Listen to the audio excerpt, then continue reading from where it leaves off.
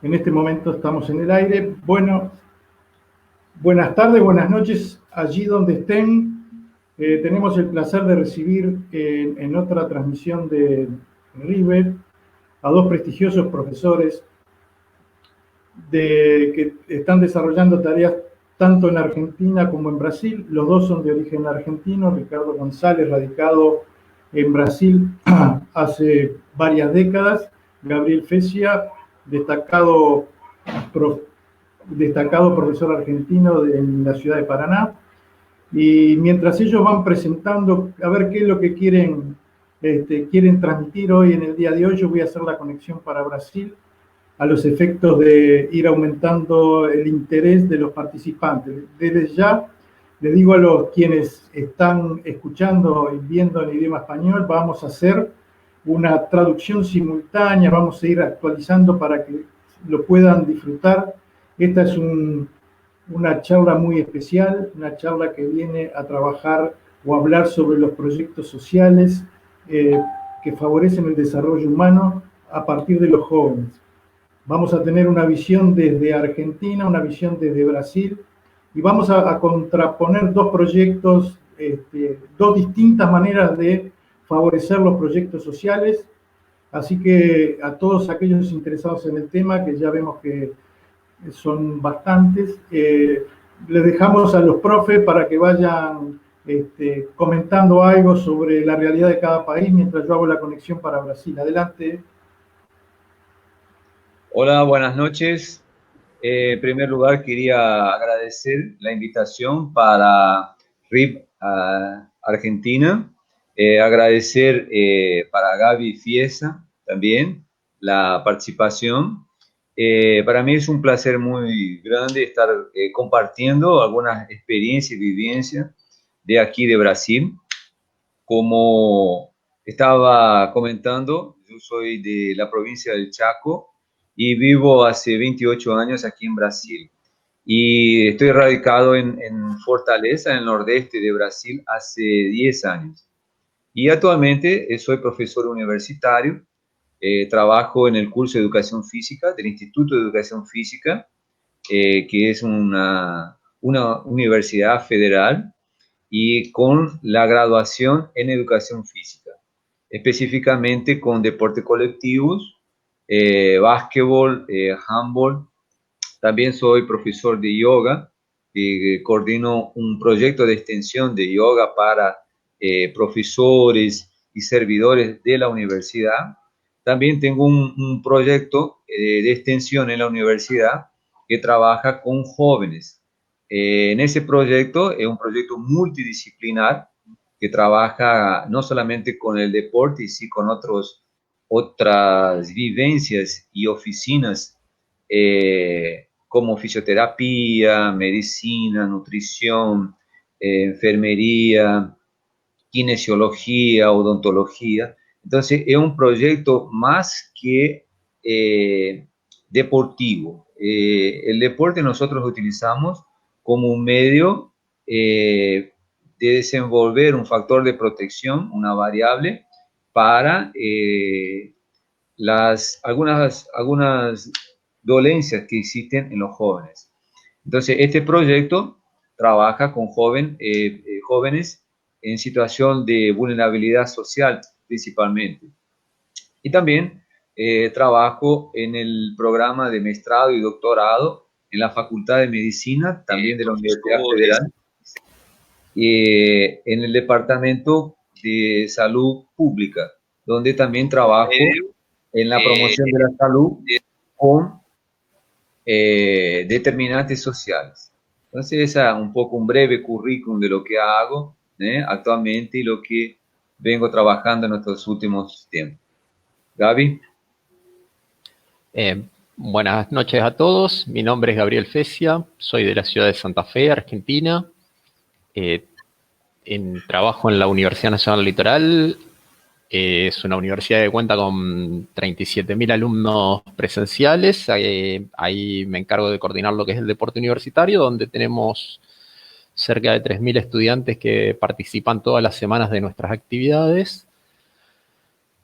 participando a su vez en 5 ligas deportivas, de las que aquí son las denominadas asociaciones deportivas que cuentan con los clubes, y por otro lado 27 deportes que se realizan de modo recreativo para los alumnos.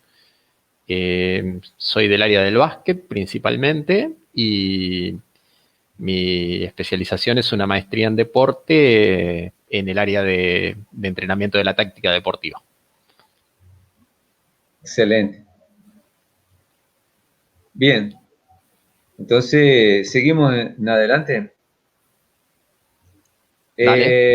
Bueno. Bien, ya estamos con la transmisión, podemos comenzar Gabriel Fecia, la transmisión para Brasil también, así que un poquito vamos a recurrir a tu idioma portugués, Ricardo, para hacer una presentación de tu presentación, así podemos comenzar con ella. ¿Qué te parece?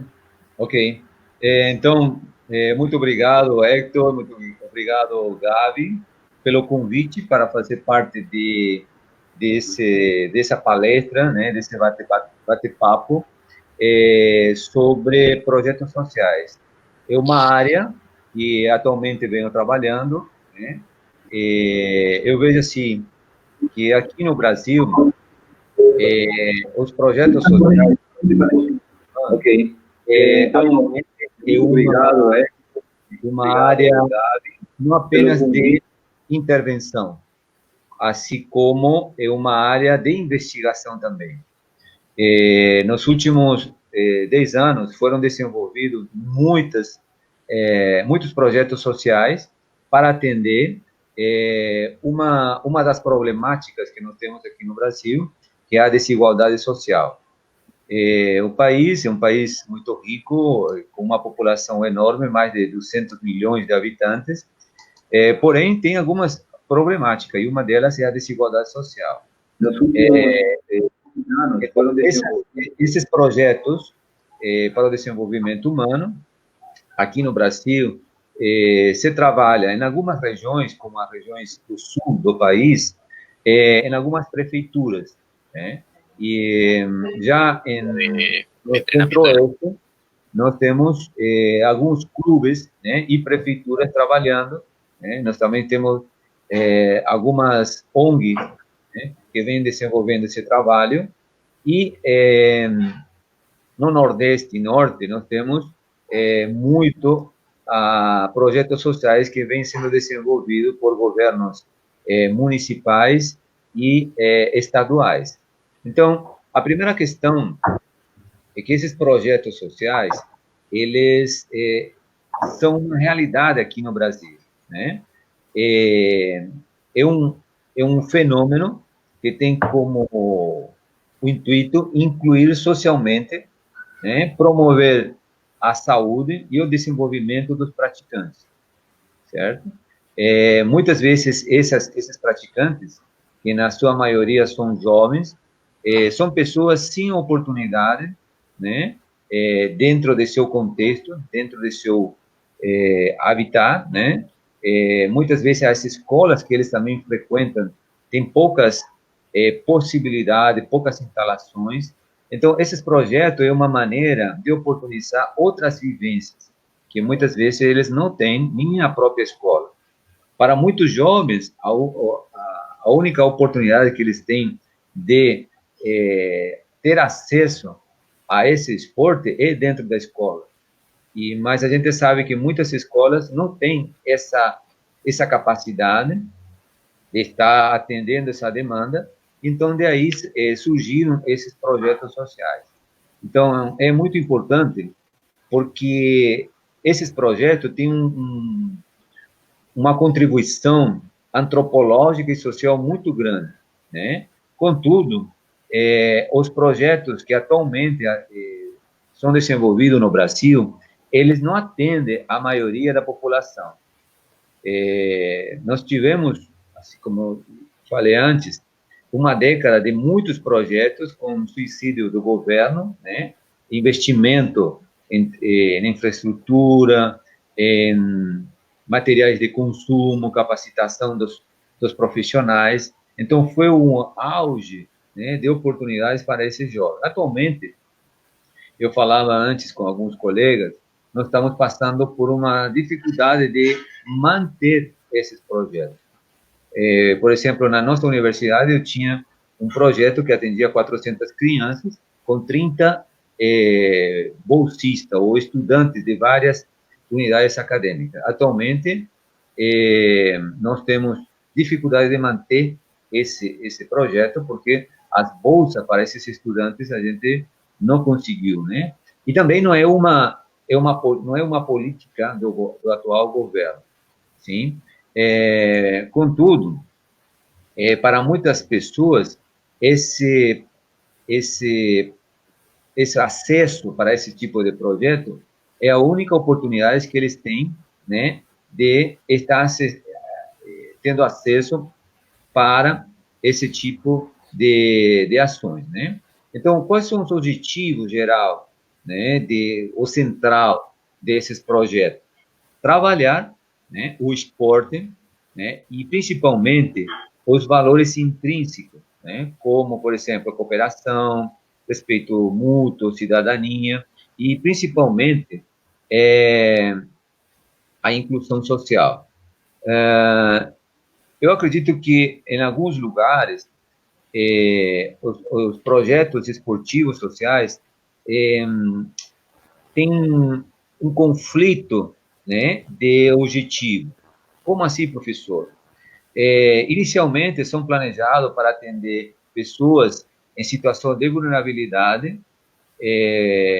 Os projetos são apresentados, talvez, dentro desse intuito, porém, na hora da execução, eles buscam muito selecionar talentos, né? Com metodologias tradicionais que buscam o desenvolvimento técnico-tático. Na minha opinião, existem divergências, né, entre esse tipo de projetos e a real necessidade desses projetos, né, de sociais. Então, por que acontece isso? Porque existe uma concepção muito limitada da abrangência do esporte.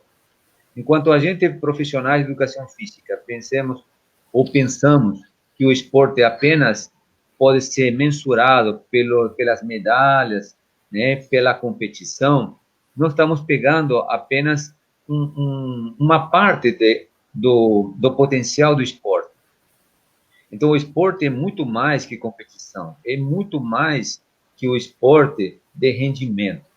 Então, é um erro que nós precisamos evitar, trabalhar com os mesmos objetivos do esporte de rendimento nesses tipos de projetos sociais. Então, isso é um dos grandes problemas que nós temos, principalmente em projetos trabalhados a nível público, né? Então, ver de uma maneira limitada a abrangência do esporte, e nós precisamos entender que o esporte ele é plural. Nós precisamos apresentar diversas maneiras de praticar esse fenômeno esportivo. E aqui no Brasil, o futebol é uma modalidade que a criança já nasce mais ou menos assim, com a bola no pé, né? Então, quer que não, de qualquer maneira, ele vai ter acesso para o futebol. Então, na minha opinião, é uma modalidade desnecessária, né, a ser desenvolvida nesses projetos sociais.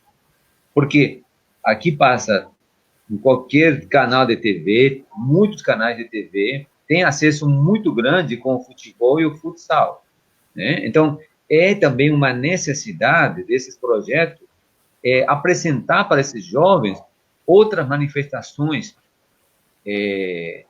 da cultura esportiva. E não só esportiva, né, talvez de outros movimentos. A outra questão é entender que os praticantes de esporte não buscam o esporte para ser atletas, né? Talvez alguns se aproximam do esporte com esse intuito, né? Mas eu tenho uma certeza que o esporte hoje, né, na atualidade, na contemporaneidade, ele tem um papel muito maior que formar atleta. E o esporte deve ajudar ao indivíduo praticante, né, ao jovem principalmente, no autoconhecimento, né? Saber suas potencialidades, suas dificuldades, né? Mudar o padrão que a gente já nasce pronto para ser atleta ou não, né? Qualquer pessoa que se envolve em qualquer atividade, ela pode desenvolver com base ao esforço e à dedicação e um trabalho a longo prazo, né? Então, se hoje eu não tenho condições, né, talvez genética, eu posso me desenvolver ou participar dentro do esporte de uma maneira diferente, não como atleta. Hoje, eu sou professor de educação física, fui treinador, sou professor universitário, né? Mas o esporte me brindou isso, me brindou uma formação e uma educação. Então, a gente não pode reduzir o valor, o impacto do esporte apenas na produção de atletas para o esporte de rendimento. O objetivo dos projetos sociais não é isso, né? E, lamentavelmente, muitas pessoas utilizam esses projetos, né, para enfatizar ainda mais essa questão de elite, né, do esporte adulto, certo? A outra questão, a gente falava muito da desigualdade aqui no Brasil. E entre essa desigualdade, nós vemos, segundo o relatório das Nações Unidas, né, que aqui no Brasil existem muitas populações de baixa renda que têm acesso limitado a essa prática desportiva, sim? Então, se a gente vê as pessoas que praticam durante toda a vida, os homens sempre são em número maior que as mulheres nessa prática, sim? Então, nós precisamos também, além de diminuir essa desigualdade social, né, através de oportunizar vivência para esses jovens, nós precisamos também oportunizar mais vivência para as mulheres. Eu já venho discutindo, cobrando, né, nos lugares onde eu tenho a oportunidade de estar falando, que as meninas, elas também, elas precisam desse empoderamento, dessa ajuda para superar as barreiras da estrutura. Muitas vezes eu vejo que é uma estrutura muito machista, né? É uma estrutura muito violenta que não permite às nossas meninas, que são futuramente mais, muitas delas serão mais, de fazer essa prática desportiva. Então, pensa bem, se todas essas meninas serão mais de nossos futuros jovens, de nossas futuras gerações, por que ela não vivenciar essa prática maravilhosa ou essa oportunidade que é o esporte? Então, nós estamos trabalhando, né? É como se fosse que nós deixamos essas meninas, essas mulheres em casa. Elas precisam, né, ter essa vivência, essa sensibilidade.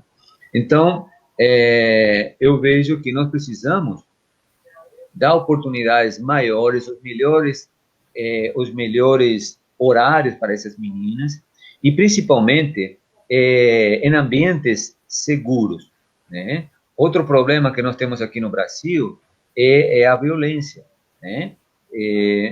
Os poucos locais que nós tínhamos de seguro para essa prática, né, formal e informal, eram as escolas. Hoje, nem as escolas estão livres dessa violência.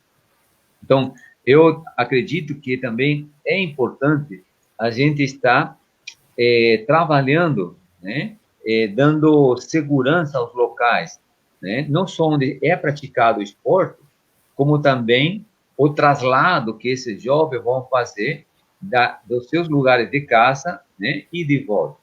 Então, eu trabalho numa região assim muito violenta. Nós melhoramos muito os índices de violência aqui em Fortaleza, nessa região. Porém, ainda nós precisamos fazer alguns estudos. Entre os estudos que a gente fez, nós perguntamos para os pais da comunidade por que eles não mandavam os filhos à prática desportiva.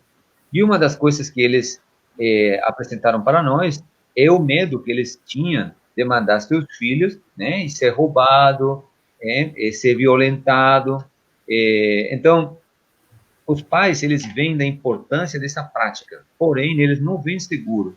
Então, esse deslocamento desse jovem, né? Então, fica mais fácil ficar em casa, né? Que mandá-los eles nos locais de treinamento. Eu não sei se vocês têm uma pergunta, se não, eu posso ir falando, conversando. Tem un aporte de WhatsApp.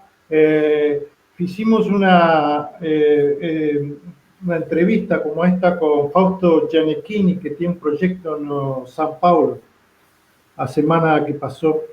Sí. Y él estuvo explicando cómo era su proyecto y ahora me acaba de mandar en este momento, esto es verdad, no está preparado, me manda un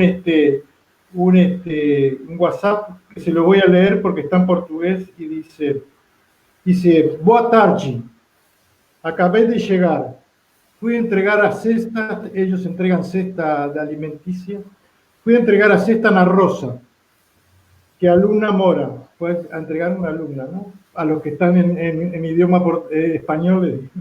Cuando llegué a Mai comenzó a llorar, porque dice que no tenía nada para las crianzas comer hoy. Ahí pone, nuestro grupo haciendo la diferencia, y me envía una foto de la casa en La Rosa. Un poco el proyecto de Fausto y otros que estamos visibilizando, dándole visibilidad en San Pablo también.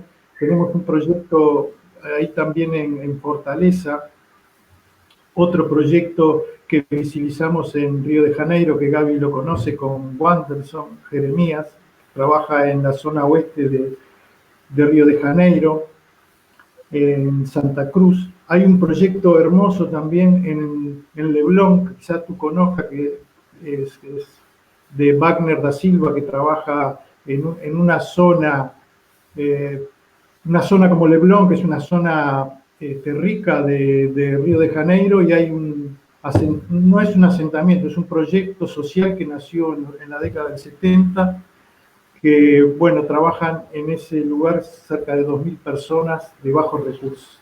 Bueno, un poco era comentarte cómo el deporte puede ser una ayuda en estos momentos difíciles también en la parte de la economía, ¿no? Sí. Ahí era un comentario. Ahora sigan en portugués ustedes, pero les tiro en vivo lo que está pasando en este momento. Wanderson Jeremías, que él tiene una cultura na cesta, en la zona de Santa Cruz, está entregando cestas de alimentación básica cada día, ¿no? Permanentemente. No sé si quiere comentar, Gaby, algo. Boa tarde, parabenizo a você pela palestra e agradeço o convite. O primeiro é uma pergunta, porque eu sou de Argentina. Na Argentina temos uma estrutura que geralmente é parecida à de Uruguai, que temos o clube como estrutura forte do desenvolvimento do esporte, e como se mistura esta questão das ONGs, dos projetos sociais, da estruturação do apoio do Estado, seja a prefeitura, seja o Estado federal, ou seja cada um dos estados, dentro do sistema esportivo brasileiro. Bom, a minha opinião. Eu acredito que as ONGs no Brasil foi realmente um movimento que tem contribuído muito com esses projetos sociais. Primeiro porque eles estão dando para esses projetos sociais qualificação, né? Antigamente, muitos projetos eram realizados com voluntários. Hoje, nós temos profissionais à frente das ONGs e também trabalhando dentro das ONGs. Então, isso aumentou a qualidade, né, das ações que são desenvolvidas. Por outro lado, existem pessoas especialistas para fazer parcerias e atrair investidores nesses projetos. E os projetos que hoje realmente têm um impacto maior em número de atendidos são pessoas que estão dentro dessas ONGs, né? E pessoas que são auxiliadas com ex-atletas, né? Que também tem uma contribuição muito grande dentro desse processo. Por outro lado, existem ainda algumas lacunas a ser desenvolvidas, né? Como, por exemplo, é importante avaliar os impactos, né, que esses projetos, de fato, produzem nos praticantes, né? Não só os praticantes, mas essencialmente nos praticantes, né? Porque um projeto que atende basicamente 100 pessoas, né, ele tem um impacto de pelo menos umas 500 pessoas, né? Entre familiares, né, amigos, a comunidade onde ele atua. Então, o investimento em 100 pessoas, em 100 alunos, o impacto é bem maior, né? Mas nós temos dificuldades, né, de utilizar primeiros indicadores para medir ou mensurar esse impacto. Segundo, como gestor dos projetos, a gente fica muito atarefado, como um caso falto, buscar recursos e distribuir os recursos que você faça esse investimento, né, para estar avaliando esses impactos. Então, muitos projetos têm ações maravilhosas, né, mas não têm evidência para argumentar por que são necessários esse tipo de investimento. A outra questão é buscar, dentro da literatura, se nós estamos falando que é uma área de estudo, de intervenção, buscar dentro da literatura novas metodologias, inovações metodológicas que possam estar auxiliando a esses jovens. Por quê? Porque os jovens de hoje são diferentes dos jovens de 5 anos atrás, ou de 10 anos atrás, onde tudo começou, ou era menos oportunizado esse tipo de projeto. Então, é importante ver que os jovens de hoje, eles têm acesso à tecnologia, né? Então, nós podemos estar fazendo alguns acompanhamentos, né, através da tecnologia e trabalhar outras estratégias, por exemplo, como as questões da meditação, as habilidades socioemocionais, né? E sair um pouco das questões técnicas e táticas, né? Trabalhar algumas questões fundamentais, como as questões de inserção no mercado de trabalho, porque nós estamos trabalhando em jovens, e muitos desses jovens, eles precisam de reforçar a renda familiar, quando não ajudar 100%, né? Esses jovens dessas comunidades, muitas vezes, eles moram só com as mães, né? São filhos, né, ou filhas de famílias numerosas, né? Então, muitos também deixam de participar desses projetos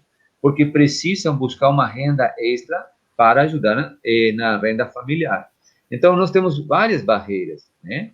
Entre elas, a mais importante é a sustentabilidade, manter, né? A gente sabe que um processo de formação, ele não é imediato, né? Não acontece em um ano, né? Então, esses projetos que interagem ou têm um impacto de uma forma incidental, né? Quando digo incidental, é uma maneira talvez não formal de ensinar, precisa de um longo tempo, né? Um longo tempo. E esse longo tempo é no mínimo 5 ou 10 anos, né? Eu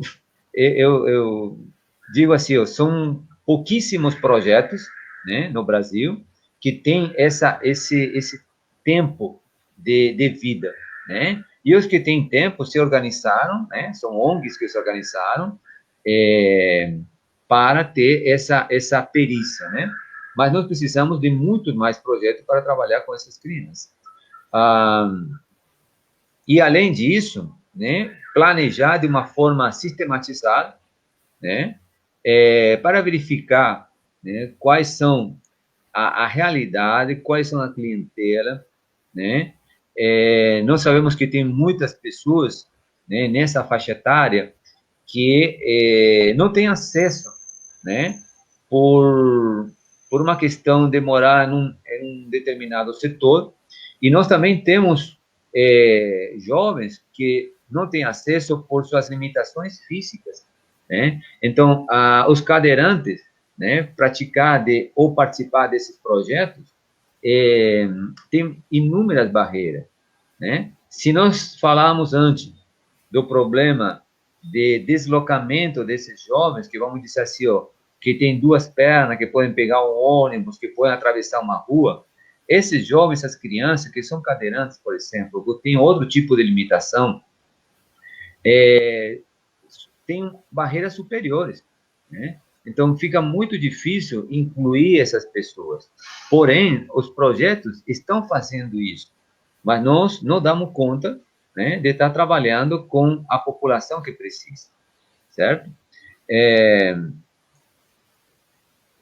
E pergunto, Claro. porque você falava da inclusão das meninas dentro da atividade, e aqui nós, por exemplo, aqui em Santa Fé, temos no projeto da universidade onde trabalho, escolinhas esportivas de 5 esportes, onde até os 12 anos se trabalha misturado os meninos e as meninas, tentando justamente trabalhar e contribuir com esse empoderamento das meninas nos esportes que são geralmente masculinos e dos meninos nos esportes que eram culturalmente até agora femininos. Então, vocês como fazem essa integração? E, por outro lado, como vocês fazem a integração, se es que a fazem, com o sistema esportivo formal do estado do Ceará? Bom, na nossa universidade, nossos projetos, eles trabalham grupos mistos, como vocês trabalham ali em Santa Fé. Nas aulas de natação, basquete, né? Mas a cultura é tão rígida, né? Que, por exemplo, nas turmas de futebol de campo e de futsal, é muito difícil você fazer grupos mistos, né?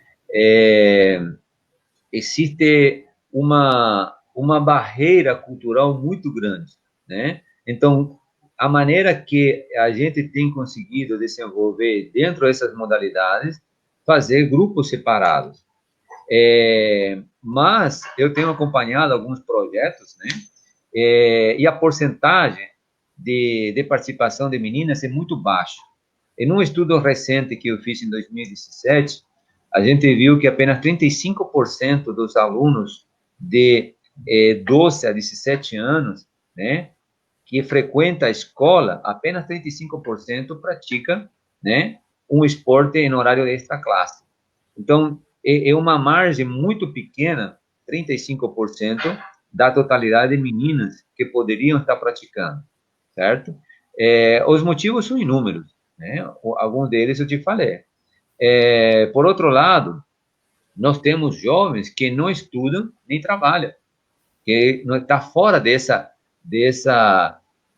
pesquisa, né? E aí as barreiras são maiores, né? Por quê? Porque tem que trabalhar, muitas delas têm filho precocemente, né? A partir dos 13 anos, né? As meninas têm os seus primeiros filhos, porque o índice de natalidade aqui no Nordeste é muito grande, né? Então, essas jovens que não frequentam a escola, né? Já tem outras barreiras, além de ser meninas.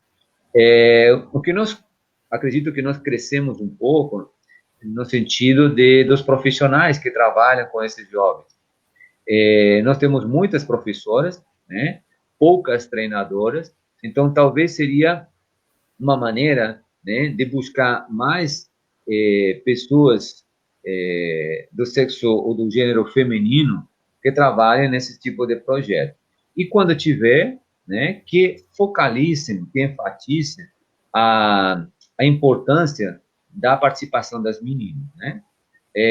A outra coisa que eu vejo assim, que é uma necessidade muito importante, é envolver os familiares desses alunos, né?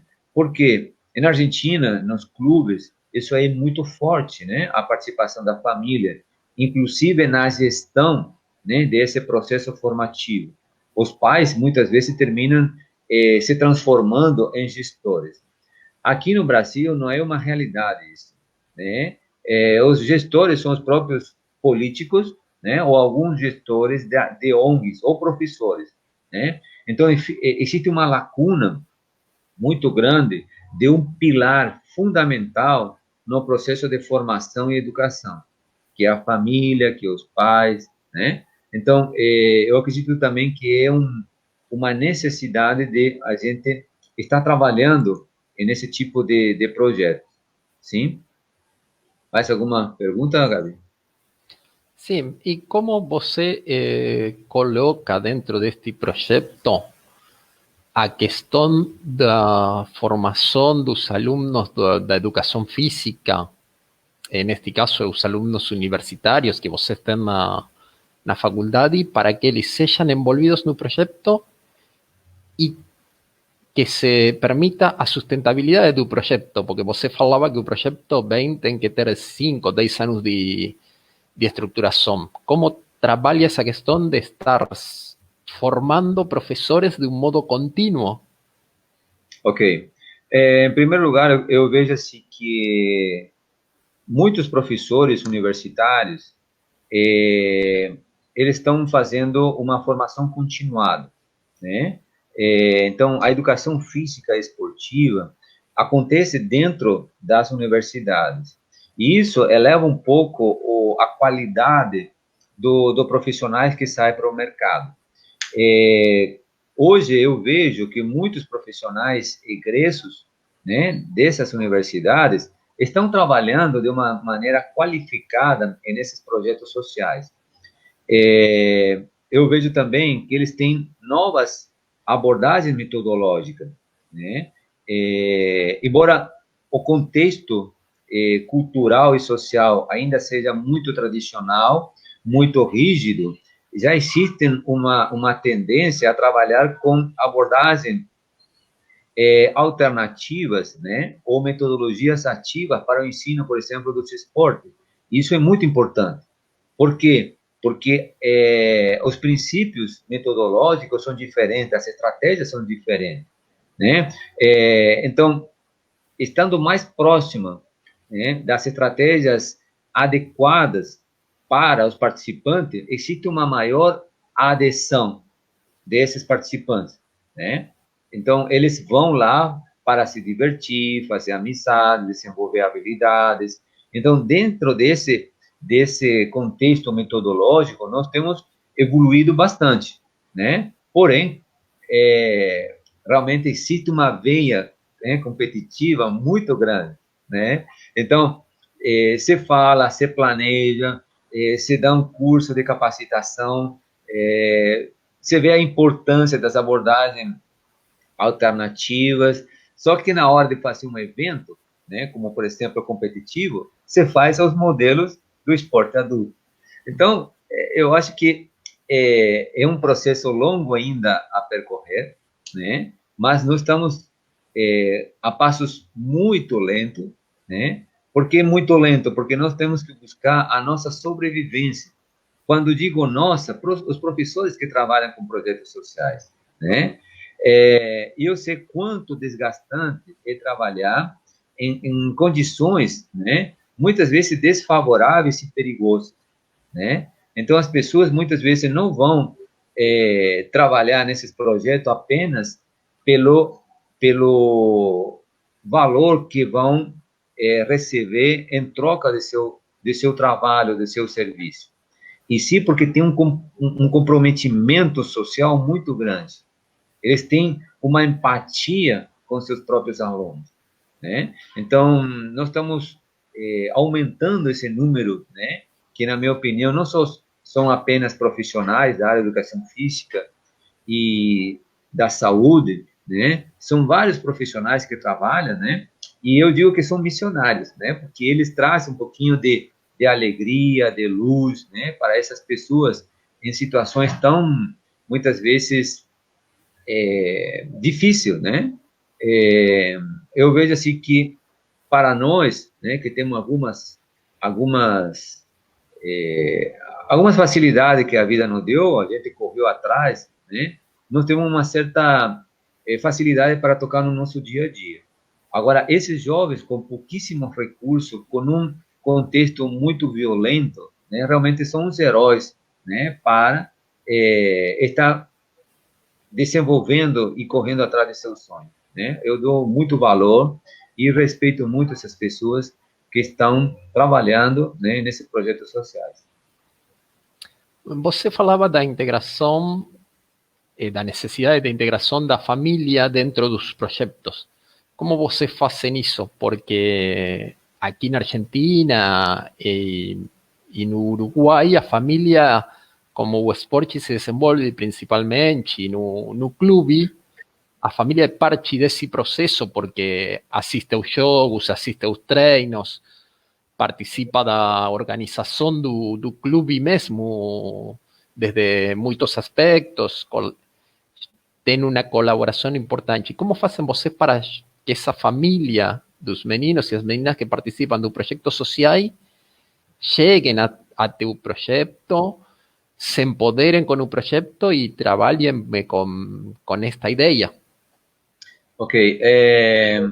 Primeiro, eu vou te falar como que a gente fazia, né? Como a gente faz nosso trabalho aqui. A primeira pessoa para convencer são os nossos próprios colaboradores, né? Da importância do impacto ou das ações, né? E esses colaboradores mais próximos para nós são os acadêmicos, né? E são os professores. Então, se os professores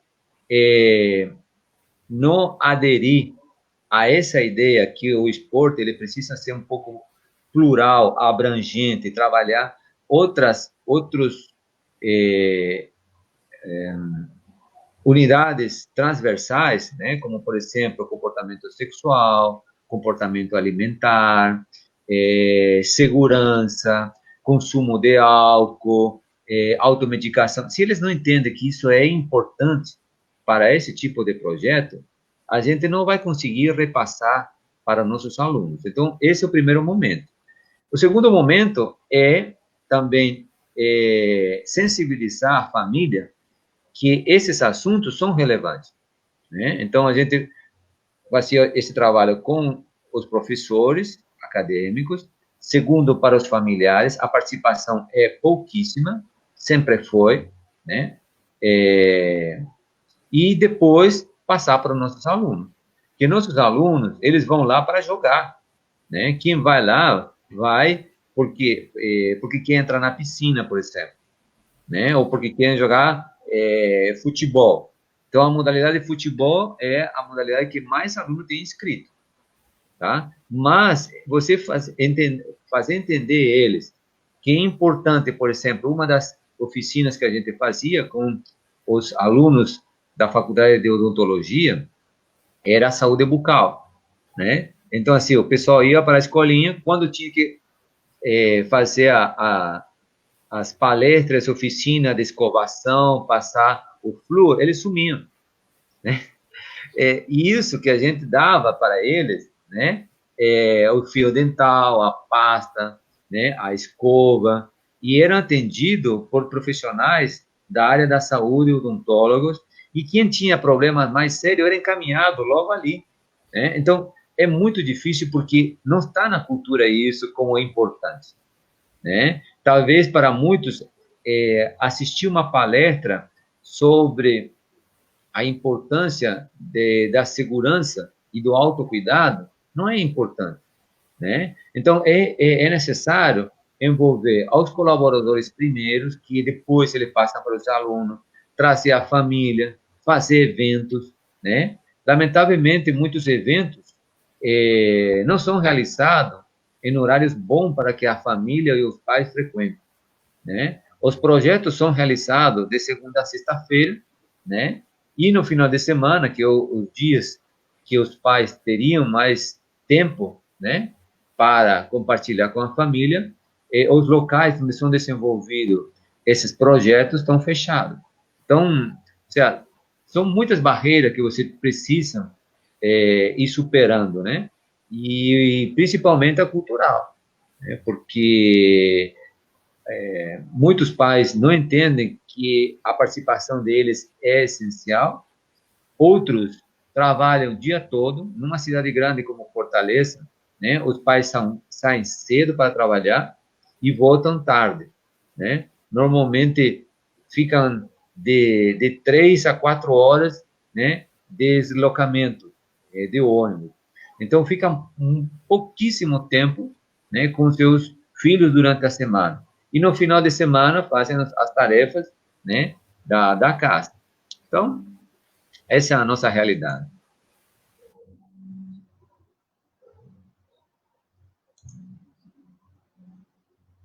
¿Aló? Muy bien. Sí, estamos atentos, Ricardo, estamos atentos. Gaby Fesia ficó sin internet en estos momentos. Estoy sacando nota. Tenemos mucho público del idioma español, también del portugués, quiere decir que les voy a dar un alivio de la atención del idioma portugués. Y hacer un comentario sobre esta charla. Podés hacerlo en español también.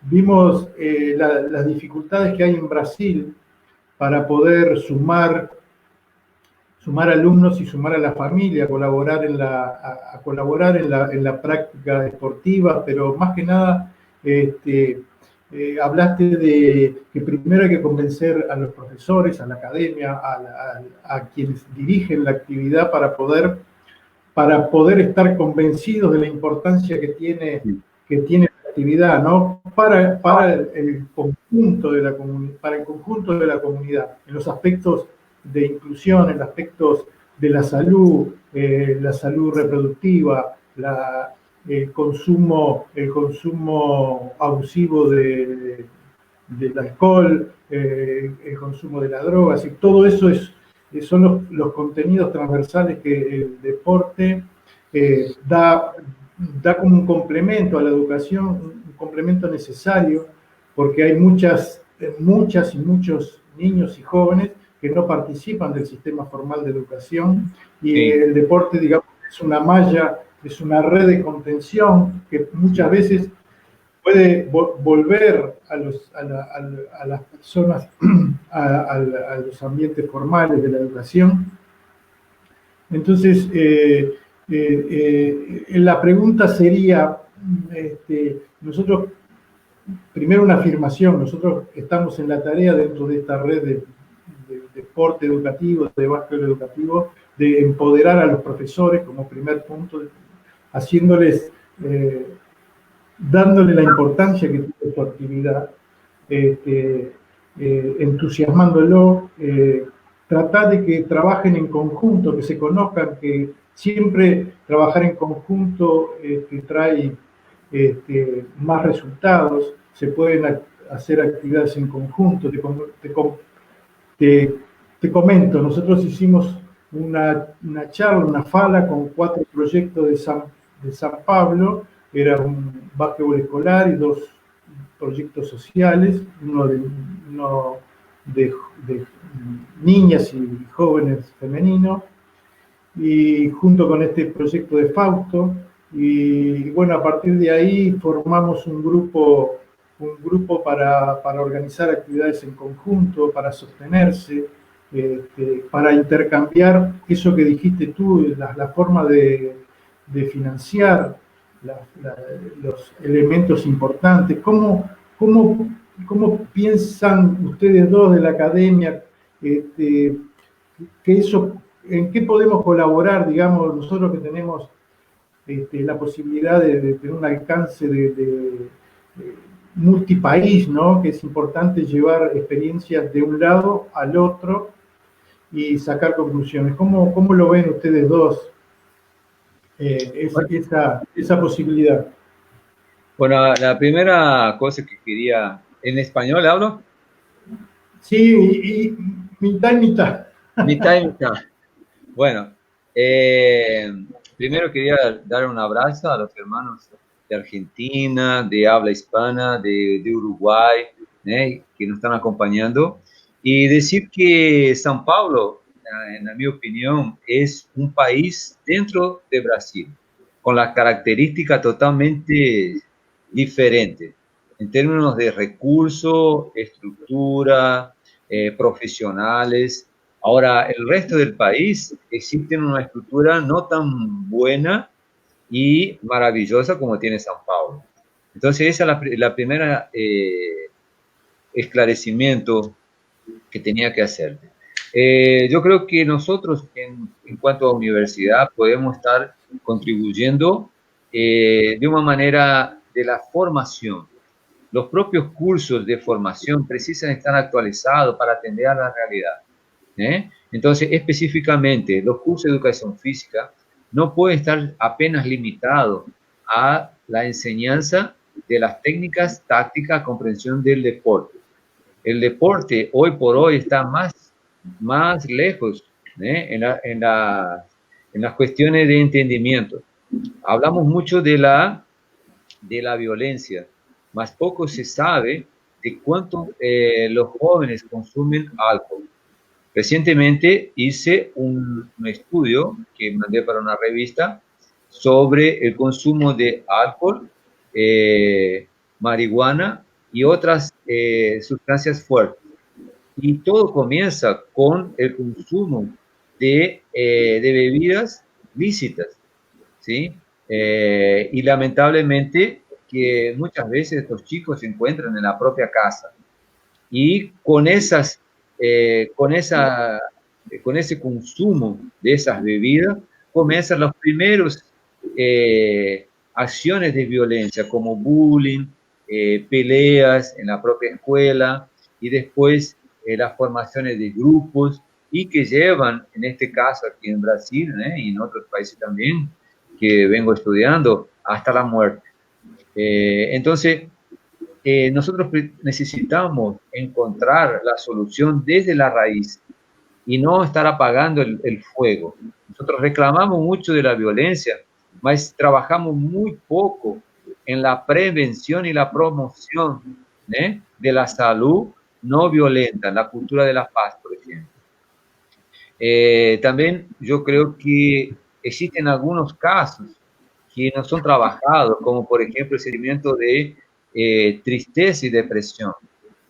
Y después de la pandemia, tengo certeza absoluta que nuestros jóvenes van a estar muy más carentes que aquellos que nosotros teníamos antes de la pandemia. Entonces, es importante trabajar asuntos relevantes y actuales y no estar enfatizando asuntos que no resuelven mis problemas actuales. Hoy por hoy, nosotros tenemos que buscar en los jóvenes, primero, la cuestión del padrón de pensamiento. El padrón de pensamiento de estar abierto para las cosas nuevas. Por ejemplo, se sentir capaz que a través del esfuerzo y de la dedicación van a conseguir lo que quieran. La otra cosa, también es importante trabajar las variables que influencian en ese sentimiento de tristeza y depresión.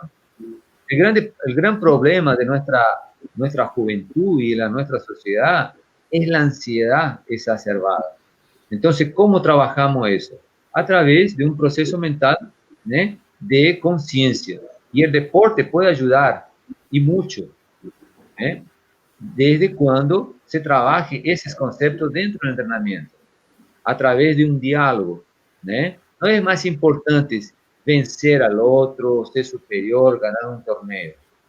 Hoy, el enemigo o el adversario más importante que tenemos que superar es nuestra mente inquieta y ansiosa. Si nosotros superamos eso a través del deporte, a través de un entrenamiento sistematizado y largo, con seguridad vamos a estar ayudando a nuestros jóvenes.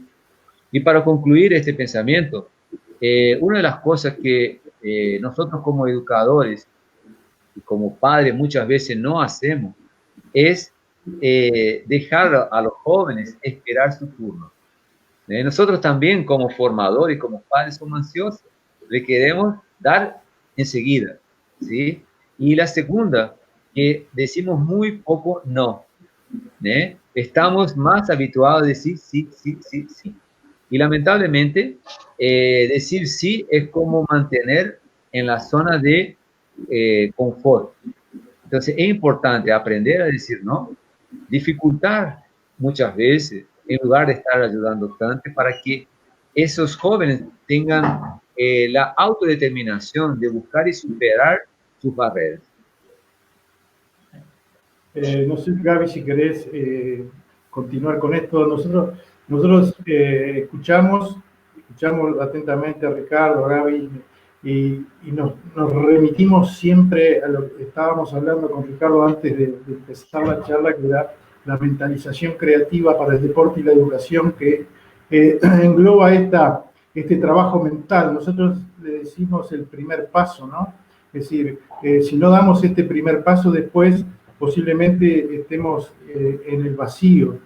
Entonces, si tenemos claro cuál es nuestro trabajo en mentalizar, tú hablabas también del trabajo del yoga, de la meditación, el autoconocimiento, todo esto forma parte de un proceso que es yo te comentaba que todos estos puntales que estamos hablando, que Gaby los conoce también, los trabajamos desde la práctica, no de la teoría, sino fue el trabajo que nosotros realizamos con los chicos durante años, y que se tiene que hacer con el diálogo, con sentarlos 5 minutos a conversar sobre la realidad, sobre lo que pasó y sobre lo que va a venir. Un poco ese trabajo, y hablar otro día sobre la salud, otro día sobre la inclusión, otro día sobre la educación para la paz.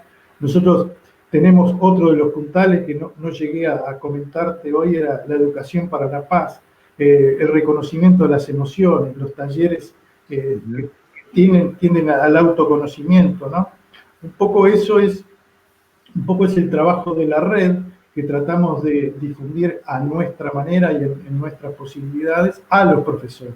Un poco creo que estamos avanzando en ese difícil camino de vencer el condicionamiento deportivo por el resultado deportivo, ¿no? Por el gane-pierda, la competición, y lo que un poco es eso, a ver que esos caminos ustedes dos, cómo los podríamos potenciar a través de un trabajo en conjunto, que nosotros es lo que nos llama a estas charlas, ¿no? Incidir sobre la realidad desde la academia hacia la realidad, hacia la sociedad, y la academia vuelta a estudiar los resultados de esta interacción. Gabriel, ¿querés comentar? Bueno, primero concuerdo con lo que decía Ricardo y lo que decía Coco en cuanto a la necesidad de integración. Principalmente considero que lo que tenemos que hacer es empoderarnos tanto la sociedad como lo que se denomina la academia, porque no somos entes separados, si bien somos entes separados desde lo organizativo, los ciudadanos que formamos parte de la academia formamos parte de la sociedad. No podemos disociarnos de esa cuestión de estar integrados dentro de la misma, y tenemos para aprender un montón de cosas desde lo que nos envía la sociedad como guía, y estamos en un ámbito como es el ámbito deportivo, que es el principal dentro de las estructuras de estudios científicos, que se nutre de en todo caso, para aprender de lo que se ve primero en el campo de juego, para después ver cómo eso se transforma en una teoría que puede ser transmitida. Así que considero que es una ida y vuelta que debe ser permanente, que se desarrolla con el objetivo máximo que tenemos, que es el formar ciudadanos socialmente comprometidos que logren alcanzar su máximo potencial en el ámbito que ellos deseen desarrollarse. Sí, yo en este recorrido ahí con este tipo de proyectos, trabajando con jóvenes, siempre estuve en contacto con profesores y profesionales que aportaron, como por ejemplo psicólogos, ¿sí? Eh, nutricionistas, asistentes sociales, porque ellos tienen una manera, inclusive instrumentos diferentes de actuar y son muy más eficientes que nosotros. Yo creo que también es una cuestión de respeto para esos profesionales y muchas veces nosotros no tenemos condiciones de estar contratando a alguien, principalmente cuando trabajamos como proyectos sociales, más siempre tenemos como trabajar con amigos, ¿eh? Sponsors, que brindan no dinero y sí su tiempo, aproximando charlas, aproximando inquietudes que puede estar ayudando. Entonces eso ahí siempre fue muy importante. Y también es una manera de nosotros no perder el foco, porque las demandas, las necesidades son muchísimas y si nosotros comenzamos a desviar el foco, por ejemplo, a una situación de violencia sexual, entonces existen muchas cosas que necesitamos estar auxiliando para quien sufrió un tipo de agresión. Desde un psicólogo, cómo lo va a tratar el tema, cómo se comunica a la familia, cómo nosotros denunciamos, cómo cuidamos, cómo le damos protección. Entonces, cuando más profesionales están nos apoyando y auxiliando nuestro proceso de formación educativa, es mejor. Y yo siempre me sentí mucho más cómodo con esas personas. Bueno, acá llega por la primera pregunta, a ver si está bueno estar en contacto con la sociedad, con los, habla de alguna indicación. Justamente el otro día recibí un mensaje de un profesor, seguramente ustedes lo conocen,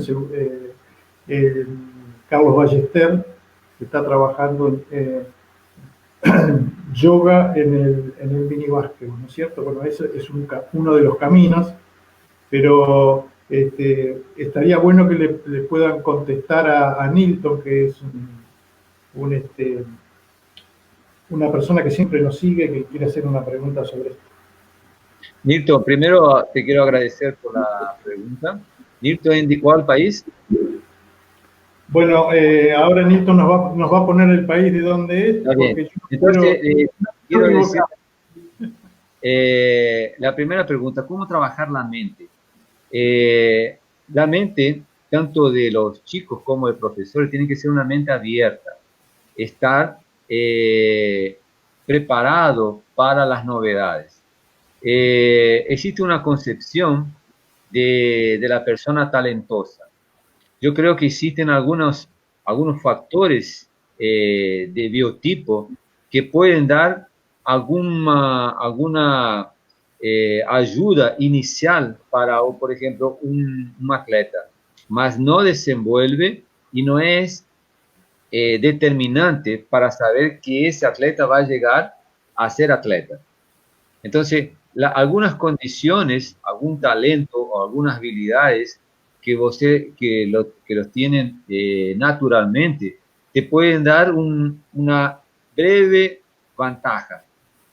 Pero lo que realmente hace una grande diferencia es el trabajo, la determinación, estar abierto a superar tu plató, ¿sí? Con un trabajo apasionado, determinado y con una estrategia.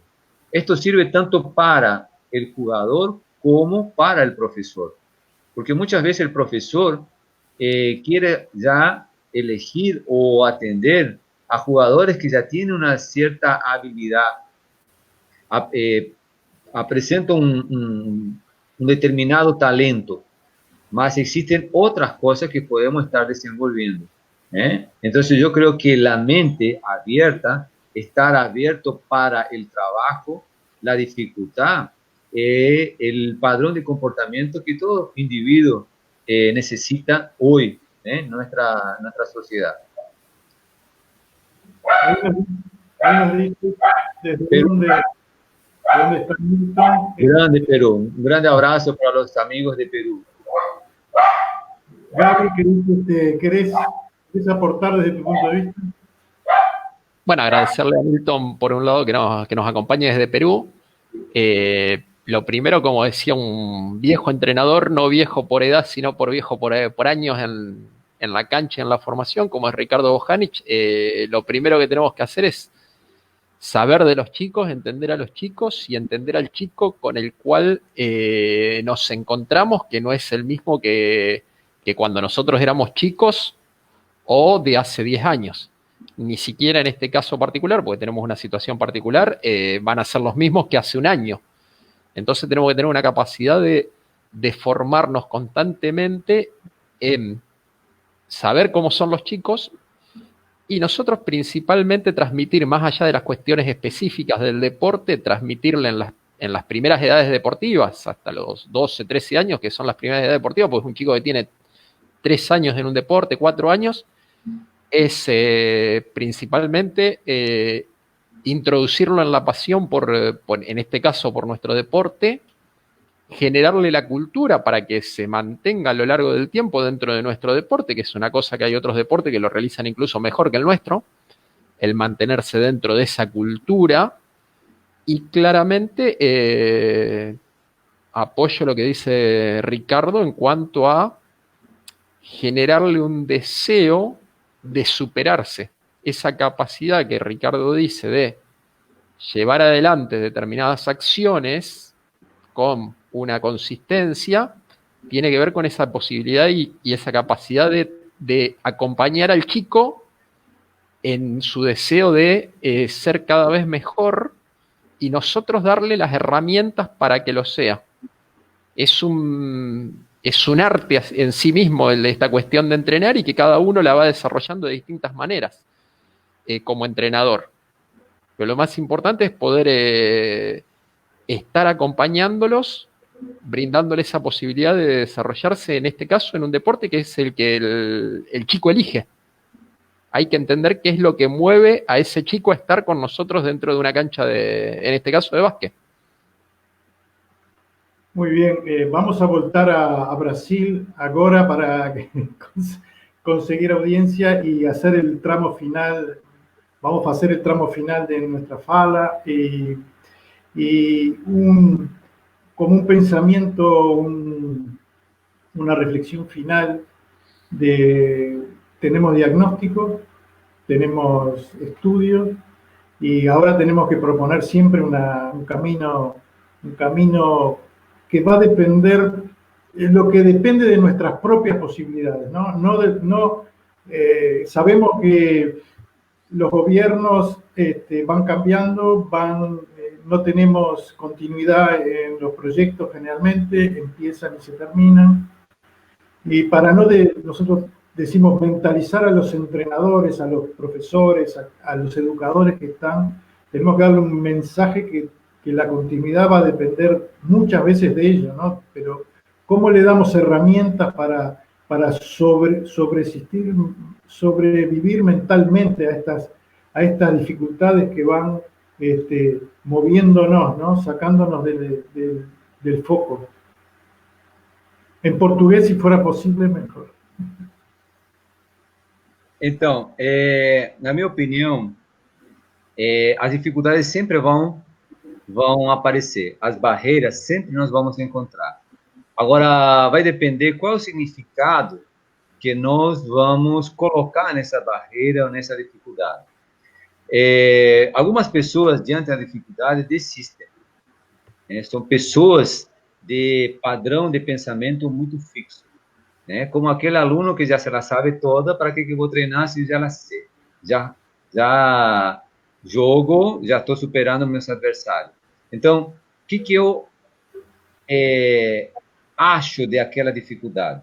Aquela dificuldade pode me permitir buscar outras alternativas para atingir meu processo, Então, muitas vezes as pessoas que têm mentalidade fechada, diante do primeiro não de um patrocinador, né, de uma dificuldade, de falta de um espaço, eles terminam desistindo.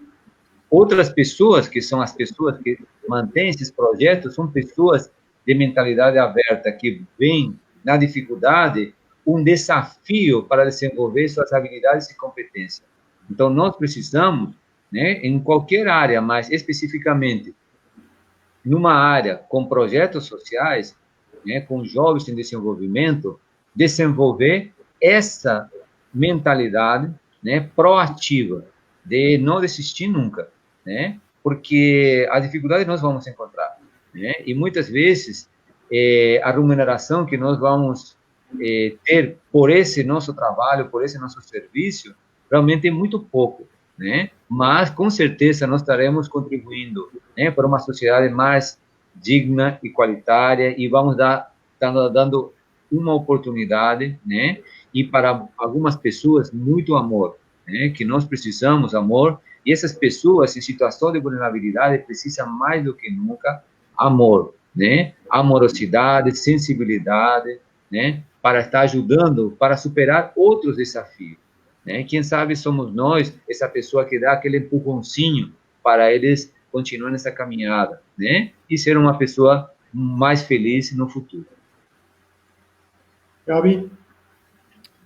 Concordo con lo que dice Ricardo, temos que ter, que damos uma possibilidade de ter um momento, uma etapa de disfrute dentro da sua vida, a essa pessoa que vamos a estar trabalhando, e temos que dar um exemplo para ela de superação. Nós temos que mostrar essa superação e temos que mostrar e ter uma capacidade de adaptabilidade para mostrar o que mais gostamos nós, que neste caso é o basquete, pero pode ser alguma outra tarefa na vida, e que contribua pelo desenvolvimento integral do cidadão, neste caso, a partir do esporte. Bueno, vou falar portugués, bueno, español, portuñol. Voy a dar un ejemplo que hicimos con una parcería con una universidad de Japón, Universidad de Japón, el año anterior y el anterior. Este sería el tercer año, era camino a los Juegos Olímpicos de Tokio. Hicimos una parcería con el colegio donde yo trabajo, más envolvimos a una comunidad aparte, y hicimos viajó gente de Japón, y hicimos una actividad inclusiva. Y ahí nos aprendimos, en este aprendizaje permanente de ida y vuelta, cómo conectarnos, salir del deporte, salir a buscar otras comunidades o otras personas con algún tipo de discapacidad o algún tipo de dificultad, involucrarnos con ellos, invitarlos a participar del deporte, da una riqueza muy especial para quienes practican el deporte, ven que su desgracia, su desfavorimiento no es tan grande como el de otros, despierta el afán de ayudar, de colaborar. Y yo creo que comentaba que viajamos a Río de Janeiro, a una comunidad desfavorecida allí en un barrio de Leblon, un barrio de buen desarrollo económico, y le proponíamos eso, es decir, bueno, sienten discriminación porque generalmente son de raza negra, son pobres, y llegan a estar como enquistados dentro de un lugar. Y bueno, le propusimos que salieran a buscar parcerías de ese tipo, a mostrarse que son capaces de, dentro de sus dificultades, son capaces de ayudar a alguien que tiene más necesidad de ayuda y de visita. Bueno, un poco es decir, Camino SAI, me gustaba proponérselo en este caso porque fue un aprendizaje muy bueno que hicimos en la vida real, como dijimos, ¿no? Así que yo les agradezco en este momento que estamos de comunión, digamos, que estamos todos con un enemigo o un problema en común. Nos dimos cuenta que es bueno trabajar en equipo también. Yo les voy a dar el tiempo que se despidan y les voy a pedir un minuto más después para dar un cierre entre nosotros a esta charla. Así que, Gaby, adelante y dejamos el final para Ricardo. Bom, sou muito grato pelo convite, agradeço a vocês e principalmente e também a audiência que tivemos e espero que isto seja um ponto de encontro entre nós, continuando de outra maneira como estamos fazendo e bom, e sirva para todos como etapa de crescimento tanto pessoal como associativo.